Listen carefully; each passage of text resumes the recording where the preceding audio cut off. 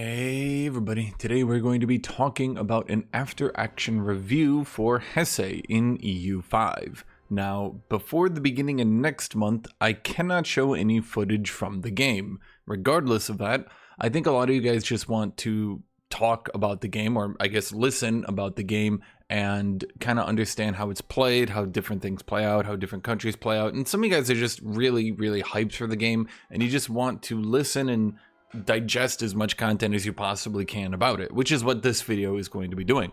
So what I will try to do in this video is talk about Hesse's starting position as much as I can, talk about their trade nodes, talk about the historical makeup of the time period, anything like that. That could give you some picture as to Hesse. Now, why did we decide to do Hesse? Well, that's because, in particular, I chose them because they are a very low content nation in the Holy Roman Empire, which is to say that they're pretty much your most generic nation that's just going to be staying in the HRE. I don't recommend people play a nation like Hesse as their first game or even their second game, and probably not even until their 200th hour in the game.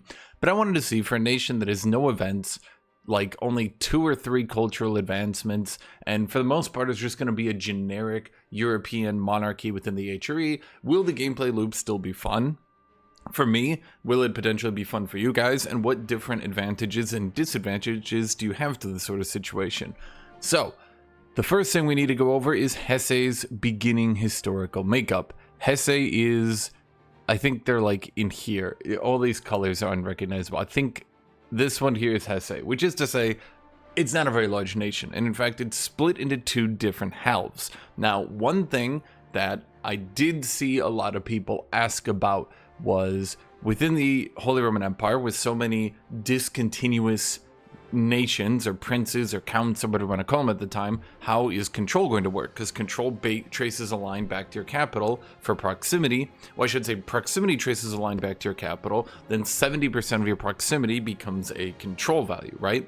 That number might be rebalanced or anything like that, but it's generally how it works right now. Before I go any further, because I do tend, like, once I get going, I'm never going to stop. Do make sure to like, do make sure to subscribe, do make sure to leave a comment down below. All these things help me out immensely. Okay, so within the Holy Roman Empire, so long as you and everyone else is within the Holy Roman Empire, proximity will trace through other princes. You do not need to be a continuous landmass to get proximity to then get the control from that. That's a unique rule to the Holy Roman Empire. Other places don't work like that. And I just wanted to say that because it does make expansion within the Holy Roman Empire significantly more reasonable, because you can have these disconnected landmasses out there that, so long as they're like geographically close to you, they'll probably be fine, because between you or the AI, there'll probably be some roads built between your capital and that location. And I saw a post on Reddit that was asking about that. Okay, so Hesse starts in 2 different locations. Now, what then is the, let's say, historical time period that's going on right now within the Holy Roman Empire? What's happening? Well, what we have right here at this time period is a lot of peace and stability and prosperity, with the 100 Years' War raging in the West.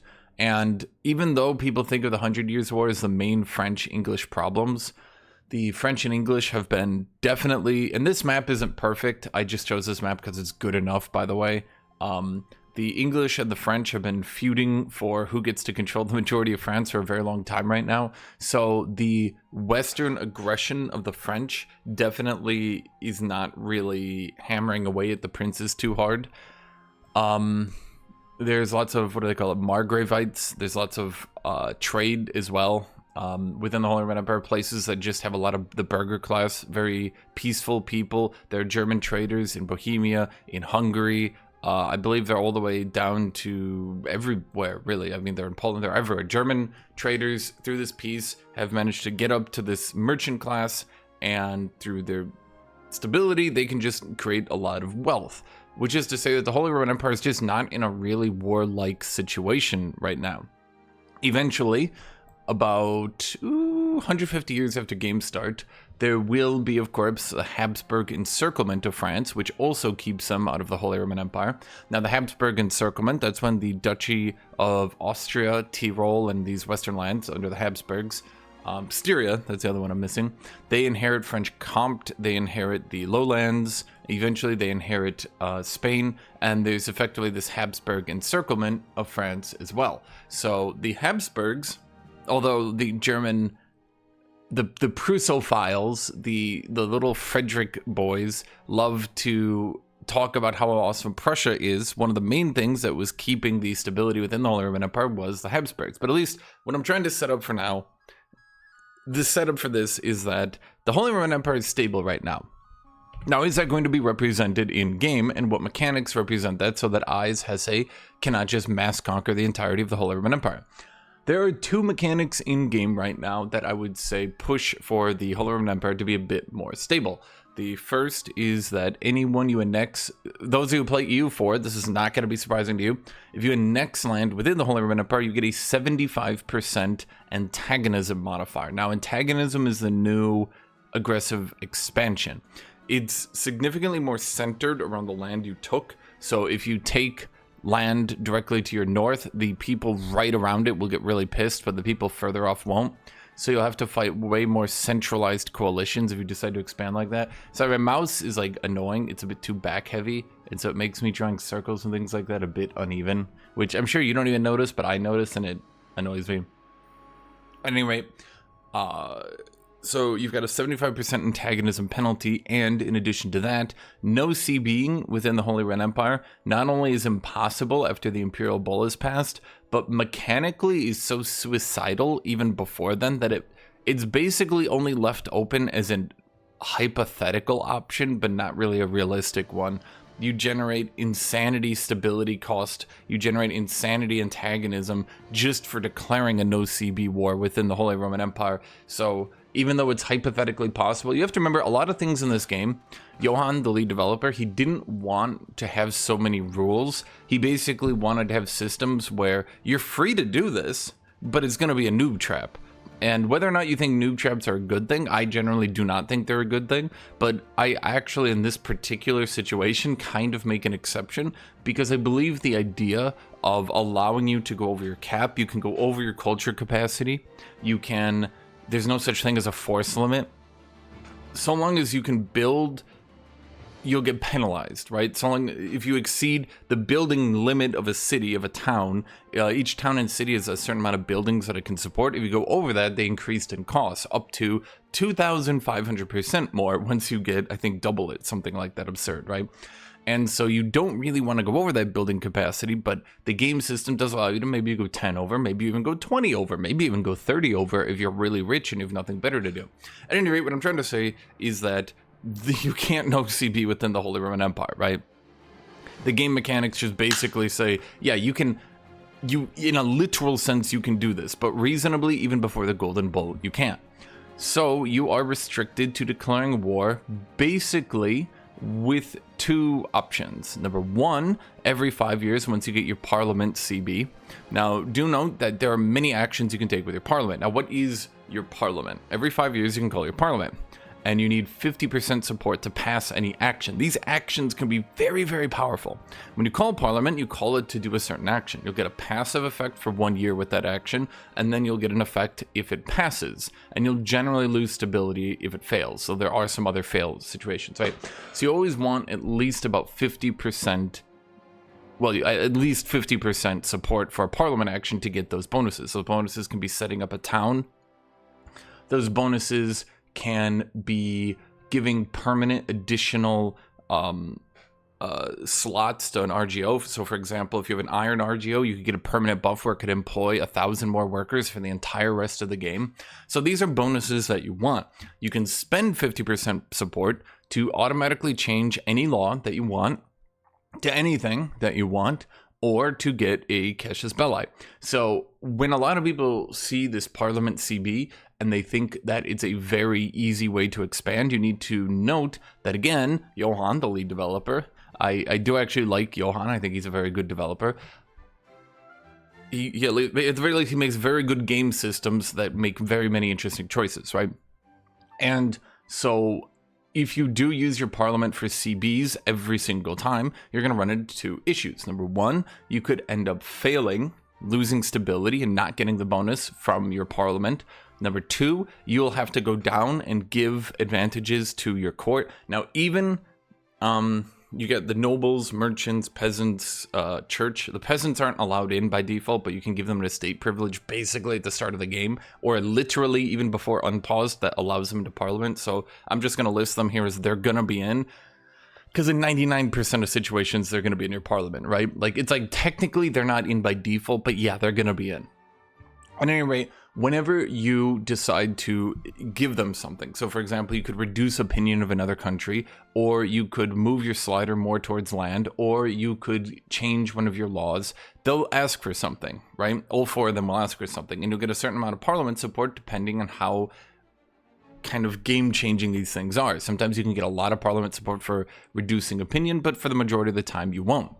Now, I should specify that not all of these are always bad. So for example, if you get more support for aristocracy, supporting aristocracy, as your slider moves more and more to 100% in aristocracy, you get more discipline. You also get some disadvantages, such as more power to the nobility, but that discipline is pretty juicy. So giving my nobility more aristocratic support isn't a bad thing. That some people might call that a free parliament action, but of course, whenever you give one of your estates an advantage, the other ones will generally get more mad.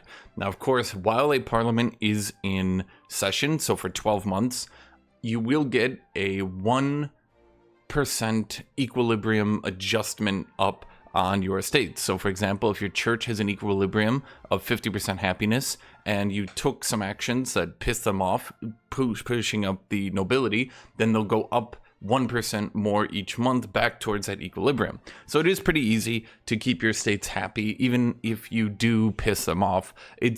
You do sometimes get into civil wars, and sometimes you can be like, oh, I misplayed that. There's a lot of gameplay considerations you need to do, but for the most part, if you're not, let's say, dipping a little bit too hard into here, you should be totally fine. All of this is to say, yes, you have to wait about 5 years to start expanding. So Little Hesse, I believe they're over here. Little Hesse could only really expand once every 5 years. Now, of course, we need to talk about my market situation. Hesse has the unfortunate downside that we start in mostly the Cologne market. Cologne?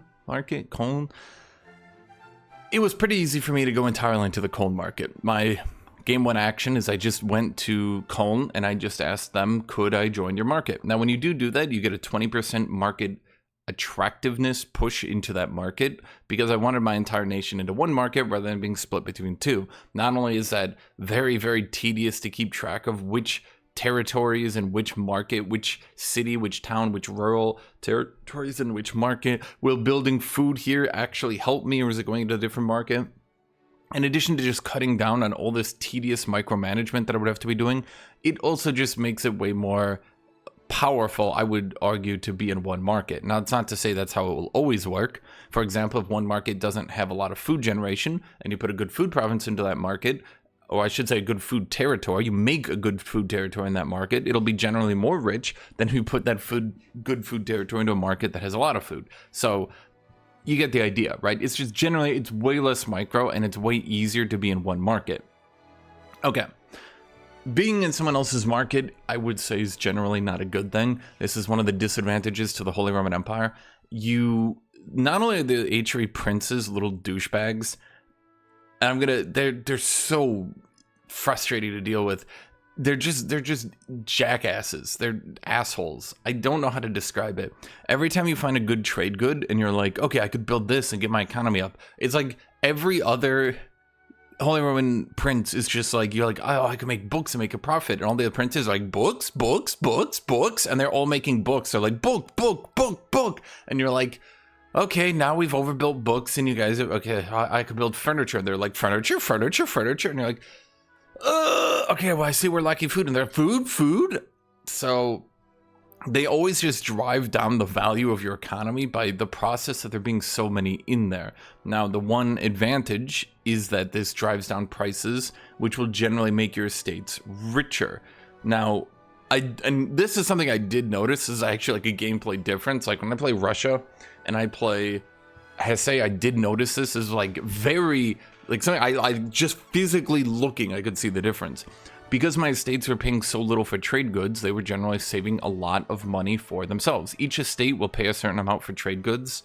Now, this isn't like Victoria 3, where it's tracked on like the population level. It seems to be tracked onto the amount of pops within a market, so it's a little bit less CPU intensive. There are some performance issues that we start reaching the late game, you know, definitely into the late 1500s, but I would say as compared to like Victoria 3, the performance issues seem to be a lot better. The devs are also hammering away at it. I'm not sure they're going to get it to launch, but they've got some pretty large improvements recently. Now, can they continue to do that? I don't know, but we're not just going to hammer on performance. It's good enough for me to play the game, right? Okay. When your estates are that rich, they will build buildings with their spare money. Now, depending on if they build a selfish building or if they actually build a useful building depends on their satisfaction. Now, this doesn't seem to be written in game, but I did ask Johan this. The chance they have to build a building that is good for you depends on their satisfaction. At 50% and below satisfaction, so by default, if you automate your tax, which you should because it's just generally useful, it'll automate taxing them up to them being at 50% satisfaction. That means they have a 0% chance to build a good building. They'll only build a selfish one. Now, a selfish one is a building that all it does is give them more power, a toll castle for the nobility. All it does is it just gives the nobility more power in that province. That's all it does, right? If you get them to 75%, doesn't have to be 100%, but at 75% satisfaction, they will have a 100% chance to build a good building. A good building is literally basically anything else, any building that is going to be beneficial towards your country. So just a marketplace, a road. The burgers will build roads. They love their roads, especially as it connects to your market. You can save unbelievable amounts of gold by having rich burgers that are satisfied when it comes time to build roads. In age 3 paved roads, I mean, they probably saved me like 5,000, 6,000, 7,000 gold just on how much roads they were building. I mean, they were just little highwaymen. So having these prices super low, now I don't know if it was entirely with the prices or if it was just because I had so many burgers, but I even saw the peasantry doing this, so there was something going on here, right? Now, because of this, I did notice that they were just building a lot, like a lot. Maybe not in the hyper early game, but definitely by about 50 years in the game, they were constantly building in my country. They had amassed a lot of wealth. Okay. So this is the difficulties of the trade node, that the state just gets significantly less money. What are the advantages of Hesse? Well, none, really. I mean, that's literally why I picked Hesse. We didn't pick Hesse because we really wanted to play a powerful country. In fact, where does Hesse, guys? Does anyone know their capital? Hesse? Is it Hesse or Hesse? Where's Hesse? Where's their capital? Does anyone know? Anyone know Hesse? No, we gotta go further. No, we gotta go further. No, there we go, Kessel, over here. Now, by the end of this run, I think I ended it in the late 1500s. I didn't expand as much as I could, but also I just really liked building my towns. When I play this game, I shove my camera really up close and I build towns, and I like seeing the towns expand, and I like seeing the farms get big farms and all that, and you see all the wheat and stuff like that. So I really like, you know, just sitting at 4 speed and microing all this stuff as much as I can. Microing my cabinet actions, microing migration to get people, if I want to build a giant food province, territory. I'm trying to get these terms correct. Territory, that's the smallest, and individual area is a territory. Getting a food territory to have enough pops in it to fill all the wheat or the livestock, then all the farming villages. You have migration off your cabinet action that can do that. Migrating enough people into a town to fill all the jobs. Migrating enough people into a town. I believe a town needs to be 25 or 30,000 pops to be upgraded then into a city. Upgrading into a city is much cheaper than it was in previous versions, and cities they're just literally towns but better, so it's a good way to spend your money. You could keep chasing small profits over and over and over again with your money, but if you don't want to continue to chase small profits over and over, you can save up a little bit and chase big profits with towns. Okay, now What, of course, is one of the biggest advantages of Kassel, of Hesse. You can actually see it on the map right now. Those of you who are particularly astute probably notice what's to my left. That's Korbach. Now, this run, of course, some of you might say that it's tainted, that I didn't just play small shitter because of Korbach. Because what is in Korbach, everybody? That's right, gold. Now, I don't start with Korbach, and in fact, I didn't even start the run knowing that Korbach was to my left, but it quickly became obvious to me what was there. So, as we started, what were our first actions? We had no towns, we were entirely rural, and we were in 2 different areas. Well, I did notice really quickly that there was, because I said in the past that there's no limits often, and you can kind of just do whatever you want in the game, there's just penalties.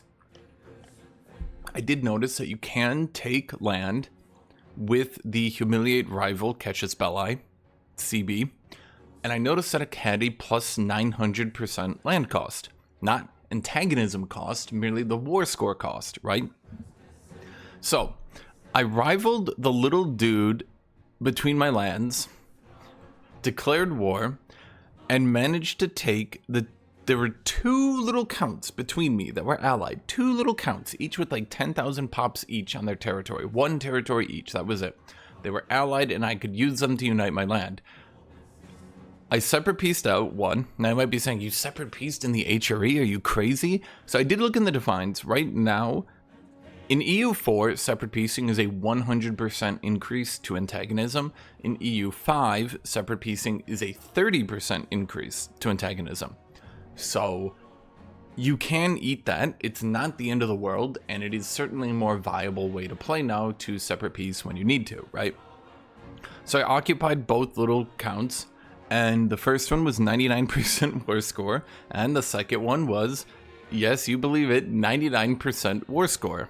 So without using my parliament in order to occupy these people, using the parliament CV, I was able to use my first parliament to change some of my laws, to rapidly start modernizing this country, to change laws that gave me more centralization push, because decentralized is bad. You can play on serfdom, you can play on communal, these things are definitely very playable. You'd rather be on individual, you'd rather be on free subjects, but it's totally fine to play on the other side, right? You have to remember that a lot of this game is, you'll have a slider that pushes you towards decentralization, but it'll be a big buff. Or you'll have a slider that pushes you towards serfdom, but it'll be a big buff. And often playing this game is making the choices of, do you want to sit on this negative slider, but then just enjoy buffs? You also need to consider that if you're at maximum, because you're gated as to how much to one side you can push, and then events can kind of like push you a bit further and increase how much you're allowed to go to that side. So you always want to be taking the good events, right? But at any rate, if I'm like 23 free subjects and I can't push more than 23, I only need to be plus 0.1 towards free subjects in order to just sit at that maximum. So if I'm at 0.2 to free subjects, I can take a negative, well, I should say I can take a 0.1 to serfdom, and then I can take a buff on that one. Do you get the idea? Okay. So there's definitely a little bit of things you can do there. And by fine-tuning your laws, you can come up with a setup that works. Sometimes, often, nations will have unique estates, unique laws, unique things that will give them a push towards one side or the other that can have them have different optimal setups with their law. I know the first thing you guys will probably be thinking, of course, is, well, won't every nation just have an optimal setup? Won't every start? Maybe each start is an optimal setup, but you also need to weigh in your choices. Do you go with the early CB? Do you go with the early law change? Do you memorize every single country's start in the game? For example, Serbia has 2 unique noble estates and 1 unique peasant estate. I think Poland has 5 different noble estates. I keep exaggerating on this, but I think it's like 3 different unique negative noble estates giving you different sliders. Poland has a unique law, a pretty powerful law that pushes them towards centralization. Russia also has a powerful decentralization law. It decentralizes them but reduces their proximity costs. So that one's pretty good. You just need to get enough centralization push, right? So fine-tuning these laws, particularly early in the game, getting yourself pushed up the most you can towards centralization, so then you can take some decentralization modifiers for those big buffs later on, that can be a pretty useful start to a run, right? So, first Parliament action we did not use to take Korbach, but then I looked to my left after about, I'd want to say 9 years in the game, so right before my second Parliament, I looked to my left and I said, wait, that's a gold mine. Wait, that's Korbach. You know, because sometimes you forget geographically what exactly is going on. You know, it's hard to remember every single thing that's always happening in the game. I'm sure you guys remember Korbach, right? One of the biggest gold mines in Europe, Korbach. You guys all knew that, right? So I looked at Korbach and I was like, I should take that. So I took it. He didn't put up much of a fight at this point. Now, integration will happen passively over time, but integration is very slow when you're trying to rely on it to be passively over time. It happens at 0.1 a month. As you can imagine, this is not a very quick amount of time. Now, you get no actual penalties for sitting on non-integrated land, non-cored land. You get no penalties other than the land itself will not be terribly useful. It goes conquered, integrated, cored.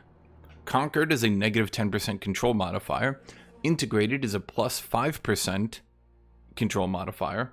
Cored is a plus 20% control modifier. Now, how do you get from integrated to controlled? If the province is majority your religion plus an accepted culture, then it just automatically goes from integrated to cored. In that situation, there's no difference between integrated and cored. You cannot core land that you don't accept the culture of and you are not that religion. Now, of course, the religion thing is being hotly debated. That might change before launch. A lot of people have different opinions on it right now, so we'll see where exactly that argument ends up. But the culture thing isn't too bad. It's pretty easy to accept a culture, and how much of your culture capacity it takes just depends on the size of their culture within your country compared to your primary culture. So the more percent of your country that's your primary culture, the easier it is to accept tons of tiny little cultures. There is, of course, a modifier as well as to how much satisfaction a culture has from being in your country, how much that culture likes you. Now, how do you get a culture to like you is a bit screwy right now. The main way I've seen to do it is to raise a vassal and make that vassal really, really like you when they have primary culture of that culture. And then if they really, really like you, they'll eventually improve their cultural opinion of your culture. And then you can annex them, and then you get more happy pops that way. Once they're fully annexed and that culture is just within you, I don't really know how to do it. I don't know every little bit of the game, but that's at least one thing I wish I knew a little bit more on. If I knew a little bit more on how to do that, maybe we could do it a bit better. I'm sure someone a month from now will jump in. Not even a month from now. I'm sure someone knows right now exactly how to do it, and it's like, oh, well, yeah. And I'm like, oh, okay, yeah, it makes sense. Now, let's talk about cost of crown. Now, I need to go down here. Let's talk about this. I made this handy dandy little graph. Sorry, I guess we might have flashbanged you guys. Huh, that's weird. Oh, I had the wrong thing. There we go. Let's gray that too. There. Okay, hopefully that's a little bit less bright for you guys. Okay, so we have net income, food, army forts, buildings, cost of court stability, any percent income tax. This is your gross income. This entire bar right here is your gross income. That means your total income. Everything before expenses is our gross income. Our net income is our income after all expenses. One thing that I did that made me quit my other runs and made me start this Hesse run is food eats into your net income so hard that it can often become basically the biggest problem that I've seen a lot of players keep running into. Now let me explain what this all means. Of your gross income, you have percent total income taxes. That's the cost of court, that's increasing stability, and then some other modifiers you'll get into the further ages. Cost of court you basically have to pay, otherwise it reduces your legitimacy, and your legitimacy is pretty important because you'll lose it pretty often in events, you'll lose it for granting privileges, you'll lose it for a lot of different things. You have to keep paying to keep it up. Cost of court, because it takes a percent of your gross income, and it even worse than taking a percent of your gross income, it's based on your tax base, which is to say how efficiently you're getting that tax base, how efficiently you're getting your tax base to actually go into your income depends on how easy it is to get over the cost of court. If your crown power is quite low and you've got a decent tax base and you're not really getting many taxes from your people, that cost of court could eat way more of your total gross income, right? So that would not be good. If your tax base is very efficient, very lean, very muscular, if you've got a high tax efficiency, then your cost of court will take less of a percent total of your gross income. Now, why am I saying all this? Because this is a big deal. This is, in a lot of ways, how you kind of have to start thinking about EU5. EU5 is about being very efficient. It's about making an income engine. Inefficient play, mass conquest into silliness won't really increase your income because you won't really get much out of that. Your tax base is, of course, depending on your controls. So your tax base won't really rise or rise much at all if you're just mass conquering land that you have zero control of.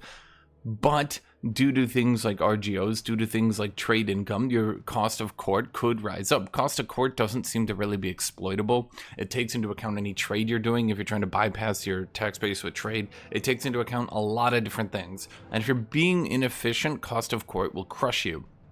I have seen some plays in it, but you just need to get into the mentality that you have to be a well-oiled, well-greased income machine. Now, a lot of that means reducing the cost of your food. Let's talk about this food. Food barely increases your tax base. However, if you're not producing enough food, you need to buy it from the market.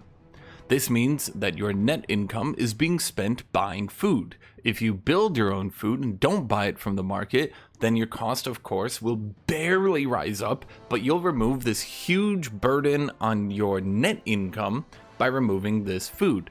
If all this food was instead net income, you can imagine this dramatically increases your income. Now, I'm telling you guys all this because it is kind of how I started to do this run, because it was really obvious to me really quickly that Hesse needed to get food, because any amount of money we are using to buy food is just reducing our net income. That's basically a tax on my net income. What I see a lot of people do is they build very productive buildings, urban buildings. They build productive buildings, build, and their income didn't go up. And they build, and their income didn't go up. And they build, and their income didn't go up. And then they finally ask, I keep building and my income is the same after 30 years. What's happening is the cost of buying your food continues to eat your net income. As you take peasants out of serfdom and we put them into urban cities, they're producing less food and they're eating more food by actually being a good pop type, being a burger instead of a peasant. This means that they might be making 0.5 more income, but now you're buying food, which is offsetting that. And your cost of crown is going up because you're increasing your tax base. Do you see the problem here? Do you understand the issue that this is going into? This is a real problem that I've actually been seeing a lot of people do. By doing this, you're actually hurting yourself. You're not making any progress and you're hurting yourself. This is not Victoria 3, and you do not just need to get every single person into a city.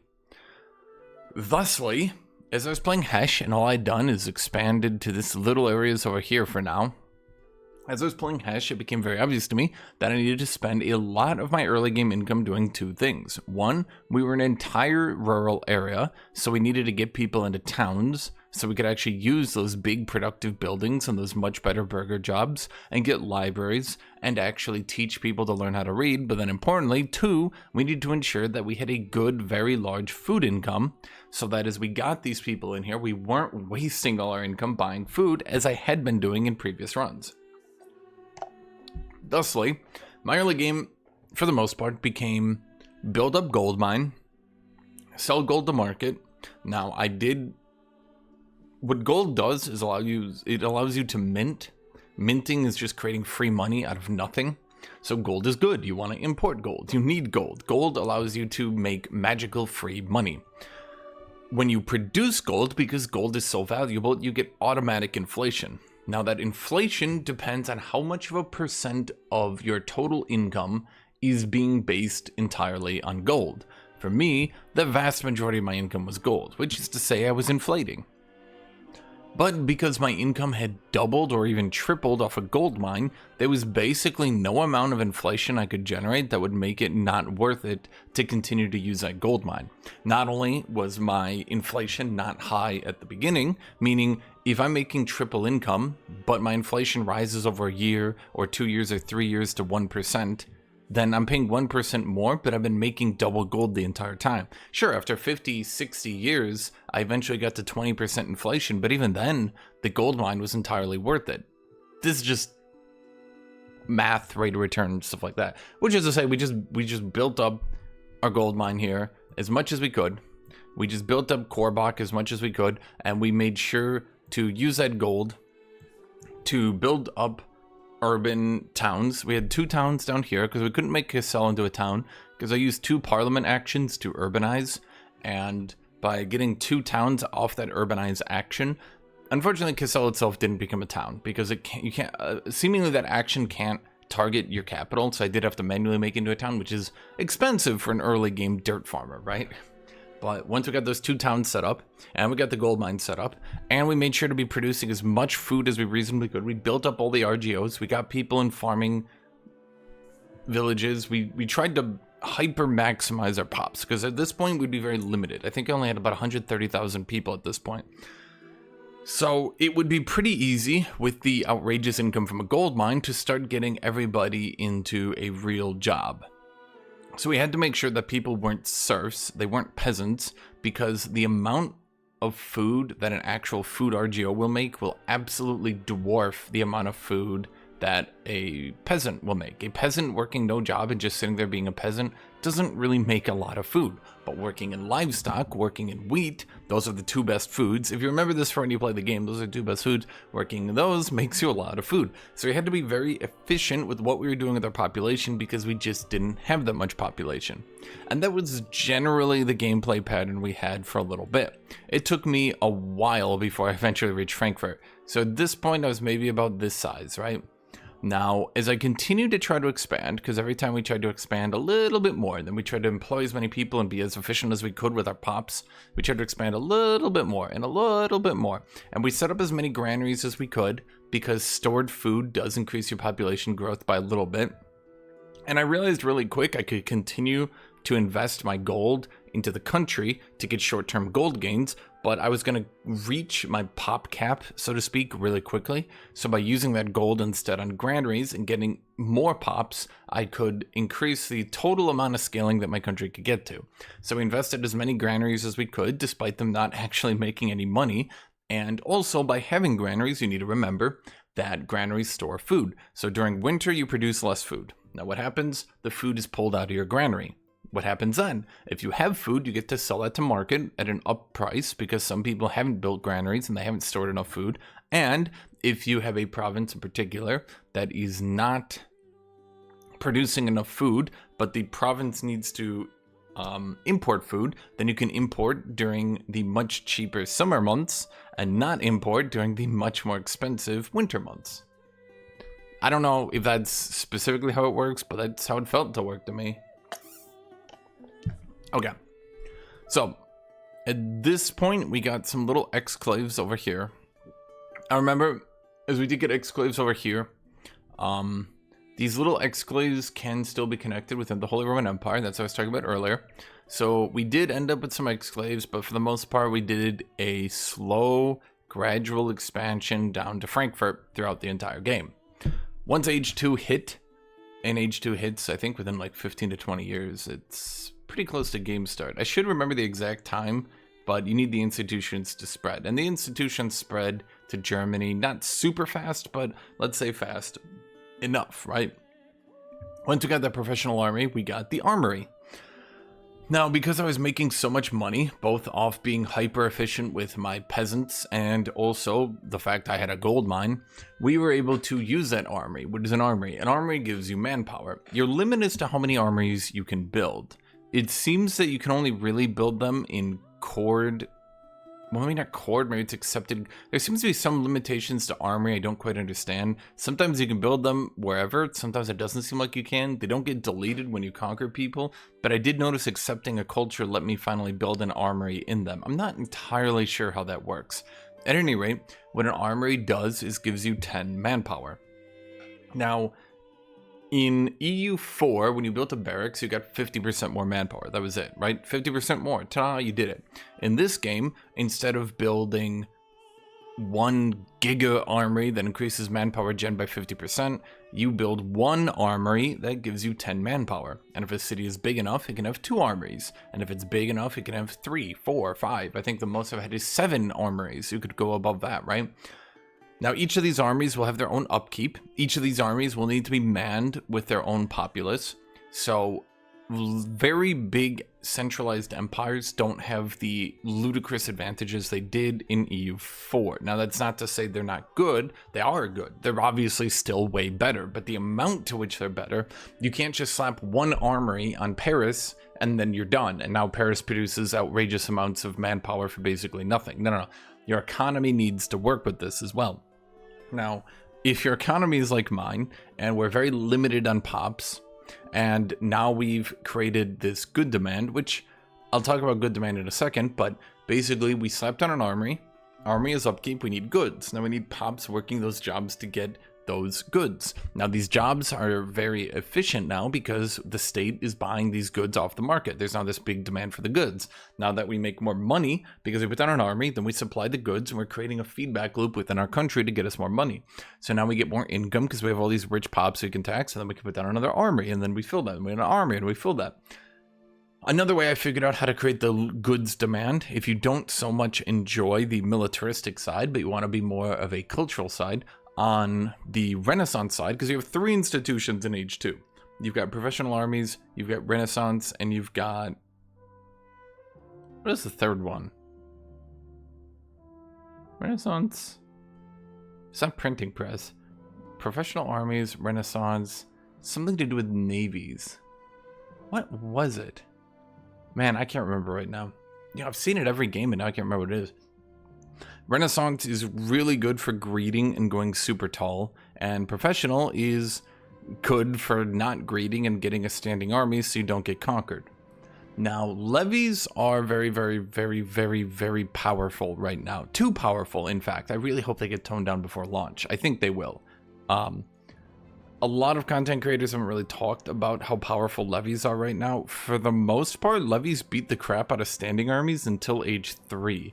So a standing army is really a good way to create a feedback loop of goods in your country so that you can continue to expand your economy.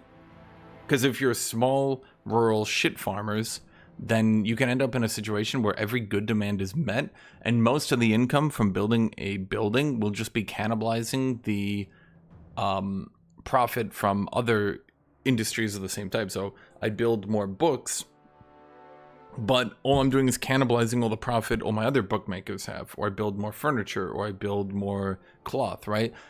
And by creating more goods demand, that happens either by increasing the development of a province, which will just happen naturally over time, or by cabinet action. Increasing the development of a province will increase directly how many goods they need, but the second way to do it is to create buildings. Now, as I was mentioning, in Renaissance, you have the theater and you have the university. Now, the university is obviously the much better one here, but the theater is fine.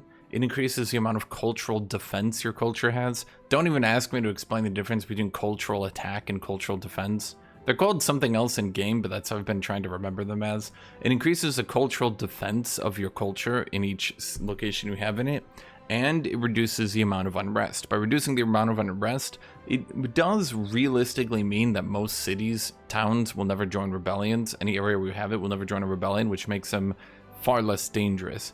And it just gives you more cultural defense, which does things. The big deal, though, is theaters now need more books. They need more, I think, fine cloth. They need more upkeep, which, of course, lets you employ more people in actually good jobs. Now, you might need to be remembering, a lot of people, you've been thinking to yourself, a lot of people get stuck in this feedback loop, right? And they think, I'm making so many pops, very profitable jobs. I should just keep doing that forever. And then I see people, and they start saying, why am I paying 40 for food? Why am I now paying 200 for food? But what happens is these people keep taking all their peasants out of being peasants. They keep shoving them in very profitable jobs that don't make food. People need food to live. So what happens is during the summer months, you're producing almost as much food as you need, and food prices aren't too bad. Then during the winter months, food prices skyrocket because no one's producing food, and suddenly you're at negative 200 a month. You're taking out a loan every second month, and you're going, what the hell is happening? Okay. So me, in particular, I had to continue to dedicate about half my land to just giga food production. Which is a good thing. I think historically it would need to be a bit more than that even. But that's not to say the game doesn't treat towns and cities as if the entire territory is a town and the entire territory is a city. It's not like there's just province borders and there's like Mega City 1 on the entire thing, right? Okay. You can create like fruit orchards and things like that within a town or city territory. They just won't be as efficient as rural because rural gives you a 10% food multiplier. In addition, there are also some other food multipliers rural settlements can get, like windmills or farming villages. So really good stacked up food territories are really needed to offset a city. For example, I think my most stacked up food territory was only offsetting the cost of my biggest city when I checked about in the 1500s. So you're going to need a lot of really good food provinces feeding these cities. This is not like Victoria 3, where food's just kind of an afterthought. You're just trying to shove everybody into jobs. I don't know if they ever fix that, but that's how it was when I played it. Sorry. Trying to finish my iced coffee here. I don't know why I called it iced coffee. Like, you guys probably got that it was iced, but just looking. Anyway, okay, let's go back to it. So in this run, I was very much trying to keep in mind that we need to keep making food because, again, consult the graph. If we are at the point where my net income is being cannibalized into food, for example, let's say I'm making 40 net income, right? But 30 of that is going to pay for food. I'm only making 10 net income. But now let's say I'm making 20 because instead of building up these giga cities, I put a lot of my pops into food. I'm making 20 because I'm not buying food. So person A could greedily build up these hyper-productive mega cities, buy all their food, and end up with less income than person B, who probably developed their food industry. Now, that's not to say one option is just blatantly better than the other option or anything like that, but me personally, I just kind of found that actually managing your food is generally better than not managing your food. So we continued the slow push south. And one good way I've also found to increase demand for goods so that I can continue to meet that demand to make profitable jobs was to build bridges. Now, rivers will reduce the proximity cost as each territory you go to has a proximity cost. So for example, if I need to move 3 territories to somewhere, it could be 10, 10, 10, and then that last territory is at 70 proximity because my capital will be 100, then the next province next territory maybe has a 10 proximity cost, so it's 90. Next one has a 10 proximity cost, so it's 80. Next one has a 10 proximity cost, so it's 70. You get the system, right? Okay. Now, rivers upstream will reduce the proximity cost by 25%. Rivers downstream will reduce the proximity cost by 75%. So downstream rivers are very much where you want to build. So, for example, if you are playing in Poland and you have Krakow, you've got a pretty nice downstream river you can use. Now, as time goes on and you get better and better roads, that bonus won't be as valuable. Why is that? Because the percent reduction for going upstream and downstream stacks multiplicatively with the other percent modifiers. So if you go downstream, that's a 75% reduction, then you get that number, then that number is reduced by your percent modifiers. Do you get that? So you can't just stack 25% proximity cost and now you have control over the entirety of Poland. Like, that's just not how it works, okay? But it does mean, particularly in the early game, it's really easy to maintain control of land going downstream. Now, these modifiers also do not stack with roads. It will either take the river modifier or it will either take the road modifier. So you might be saying, well, that's stupid. So you're telling me you can't stack roads and rivers? Well, you can. If a road is on a river territory, you can then build a bridge. Bridge will give you a 5% proximity cost reduction. Now, of course, that doesn't stack additively with the river, that stacks with other things, but it's very good.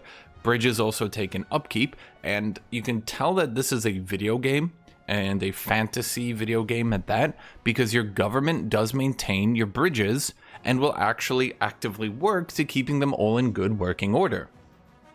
So, with the masonry costs of maintaining all these bridges going throughout my land and maintaining better control throughout my land because I had roads and I had bridges and I was as efficient as I could possibly be here, we ended up employing 100% of pops into doing other things. Peasants only existed temporarily before they would promote into a much better job, either a laborer or a burgher. So we had hyper mega efficient pops and we needed more people. Hence why we conquered a little bit of land, employed everybody, conquered a little bit of land, employed everybody, conquered a little bit of land, employed everybody. We never got Coal Bay. We got Marburg. We never got Coal Bay. But we continue to move south and we continue to move south and we continue to move south until eventually we hit Frankfurt.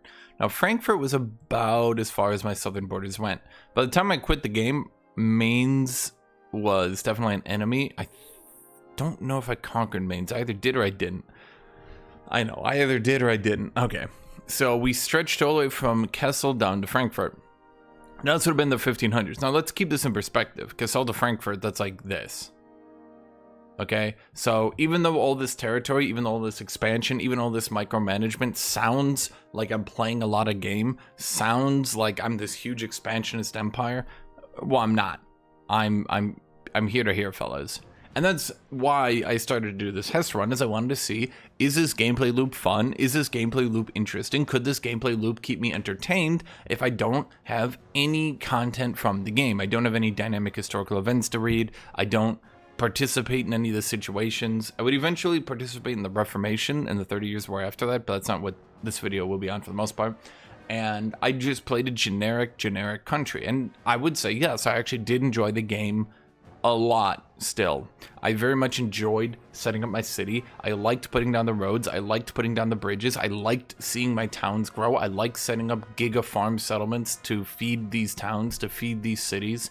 And I found this to be a very enjoyable loop.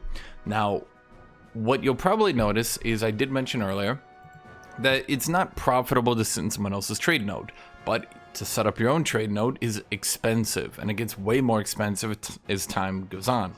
Fortunately, because I'd kind of broken the matrix, and by having such ludicrously efficient pops and knowing which advancements to go to make way too much money, and I have put in notes to the developers which ones are too good, so don't. Yes, I'm the fun police. Okay, I'm the guy who's like, wow, this modifier is really strong. Teacher. So, I was able to then at that point set up a market in Frankfurt, which you would want to do at some point anyway. It doesn't matter if it's Frankfurt or anywhere. You need to get your own market. Being in someone else's market with your capital provinces is just not good. And once I did do that, my income went from a clean 40 income, which is pretty good. I do have a gold mine, so a lot of that was coming from gold mines, but it went from a clean 40 income up to 70 because now that all my goods had more market access, now that I had other people within my market, and now that my hyper-efficient pops weren't subsidizing the poorer states of the empire, those people maybe, let's say to my south, those poor southern states, we weren't subsidizing them with our rich money, okay? But we were now actually just keeping our economy sustained, and we could export our goods to them, sure, but we could charge for that, and we could work these much better jobs and keep them not in the better jobs due to economy of scale. Because do remember, when you go from a town to a city, your building cap goes up. So for example, a town could probably have a building cap of 4 on a Spinner's Guild, whereas a city could have a building cap of like 10.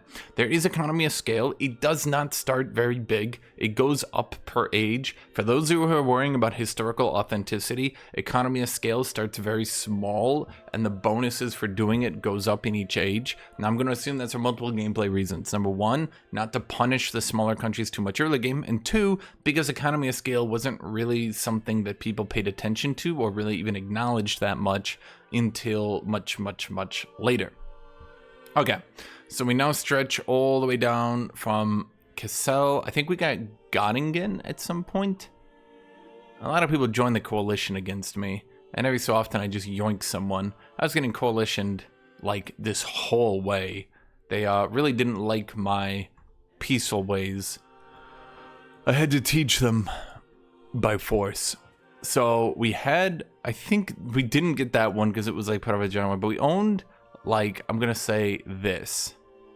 And we were making an outrageous amount of money. My standing army, out of a population of 1.6 million, we had a standing army of 35,000. So we had completely maxed out armories on everywhere we could get. We had the largest standing army my country could support, literally, because do remember, if a troop is raised as a soldier, he has a manpower upkeep. So we had literally reached the point where the manpower upkeep of my army was about matched with how much manpower my country could even generate. So that's effectively your force limit, but it takes you a long time to reach there, and it takes you a bit to actually afford all that, right? But even with that, we were just fabulously wealthy. And then you're probably wondering, okay, well, if that's what happened, why did you quit? Well, of course, we've got two problems, really. One, the end of month lag started to get a little bit bad. It was taking like 3 seconds or so each month tick. A little bit annoying, started to really get to me. Two, at a certain point, it's like, okay, so I've experienced what I did here. I set out to prove that, yeah, this is pretty fun. Now, to be fair, this run is going to be like, I think I spent like 20 hours on this run throughout 3 days, and I played it out. Maybe not 20 hours. It was maybe like 16, 12, probably not 20. It was probably about like 12 to 16, probably somewhere around there, right? But I'd spent this much time on it because I wanted to, test myself for, let's say, reviewing purposes. Like, is this gameplay loop fun with nothing else involved? And yes, I would say it was actually pretty fun for me. It would be more fun if all these nations had content, but I would say that they've done a pretty good job at making sure that pretty much everybody has content. And little old Hesse here was unfortunately not very important to the early modern period, so they didn't really get the most content. There'll probably be a DLC at some point, call it the Little Germans DLC, where they'll do something like that. But for now, I get it, right? Like, you'd rather have, I think I got Kolbe. I had to have gotten Kolbe. Anyway, you'd rather have not Hesse with content, but you'd rather have them work on something for Persia, right? Or the Khmer Empire, or Majapahit. I'm sure that some people think Hesse was super, but no, I mean, they were not really that important. Anyone important got content, and that's, I think, what they really should have focused all their attention on, so that you could play the important people. Because for those of you guys who haven't played this game, playing these smaller nations is, of course, not going to be what you want to do at game start. I see a lot of people on Reddit, on the forums, and everywhere, they're like, what small little crapper nation are you gonna play at game start? And I'm like thinking to myself, you guys are not gonna enjoy your time doing that. Like, you need to learn the game mechanics, and in order to do that, like, start on Poland, start on Hungary, start on Austria, like Naples, start on one of these nations, and you can actually learn the gameplay loop, and then you can move to these smaller countries, and then you can start enjoying and playing time on them. That's just my suggestion to you, as somebody who actually does enjoy this game and plays it. Like, there's going to be 100 hours of this game just kicking your ass. And so I'm gonna oh boy, what can I find? I'm gonna try to show you a video here real quick of Kenshi, because you know what, I just go right here. Here we go. Let's go meet the makers. Okay, So there's a little thing that this isn't like totally applicable to this situation, but I do think that, and this is me kind of wrapping up this video. I just want to show this real quick. Let's pause this one. This Kenshi guy, movie, whatever you like, end learning has a goal. That's, the game isn't about not like Dark Souls where you die, you start again, you die, you start again. The idea is that you keep going, because that's what stories are about, right? That's the whole basis of writing a story.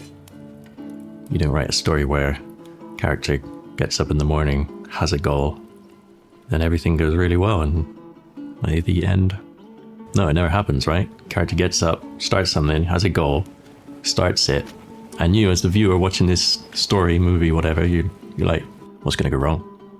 Definitely something's going to go wrong, otherwise there won't be a story. If something goes wrong, it's the basis of storytelling, which applies equally to game design, except the player is the main character in the story. So a writer's job is to torment their protagonist. That's what a lot of writers will tell you. And so I just adapted that. The idea, too many games let the player succeed. They go, oh, it's power fantasy. You just run along mowing down enemies and succeeding, and that's it. That's the whole game, and that's mind-numbingly boring to me. You need to encounter problems. You need problems thrown at you from left field, and you're like, whoa, whole new level of problems. That's what a good story has, right? Any of those TV shows you've been binging because you're addicted is because wild shit keeps happening to you, to the character, I mean. Anyway, that's not totally applicable, but pretty applicable. If you want to play this game, I would very much recommend, if you want to do fun runs like this where you can take it small and go big, play a game, play 20 years, lose, or even if you don't lose, just realize what you could have started with better, play again, get 10 years, play again, get 10 years, play again, get 10 years. This game's got a lot of mechanics. In a lot of ways, it's going to, I'm going to unironically call this game the Dark Souls of Paradox games. This game is complicated, and it will make you look very foolish when you realize what you're doing wrong. I see people all the time, they don't manage their food well. I see people all the time, they don't manage something well, at the very least in the creator Discord. And like, once they get it, they're like, oh, like, yeah, that makes sense. And so that's just me here. And this is just me talking about Hesse. We're kind of wrapping up on an hour here, so I'm going to be done after an hour. I think it was fun, and I think playing this was fun, and my opinion hasn't really changed. I'm 270 hours in here right now. I am kind of waiting until the next big pass, because there's some countries I want to play that I know are getting passes, and I want to kind of see, like, how do they play after the pass. I don't want to taint my memory, my opinion with like old information, and then like I have this like old stuff that's like out of date in my head, or maybe it just wouldn't be as fun as when they reviewed stuff, right? So I still think this game has a very fun gameplay loop. I think it's still very, very enjoyable, very, very fun. I think the choices are really good.